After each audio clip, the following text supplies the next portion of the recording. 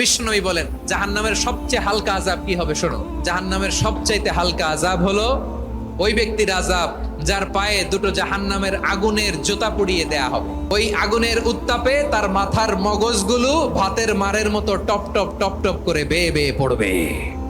নাউজুবিল্লাহ পড়বেন না? আচ্ছা প্রিয় সিলেট, আওয়াজ করে বলেন, এইটা যদি সবচেয়ে লাইট পানিশমেন্ট হয়, সবচেয়ে হালকা পাতলা সহনীয় আযাব যদি হয়, তাহলে ভয়ঙ্কর তোমার আযাবের কি অবস্থা হবে? আমরা কি ওই জাহান্নামে যেতে চাই? জাহান্নামের অবস্থা এত ভয়ঙ্কর হবে, জাহান্নামের ভেতরে লক্ষ লক্ষ কোটি কোটি কাফির মুশরিককে দেওয়ার পরেও জাহান্নাম বলবে হাল মিম মাজিদ, আরো আছে নাকি, আরো দাও। কোটি কোটি কাফেরের দল, মুশরিকের দল, সীমা লঙ্ঘনকারী দল, তাদেরকে যখন জাহান্নামে ফেলা হবে, বড় বড় পাথর খণ্ড জাহান্নামে ফেলা হবে, তারপরও জাহান্নাম বলবে হাল মিম মাজিদ, আরো আছে নাকি, দাও, আরো দাও, আরো দাও।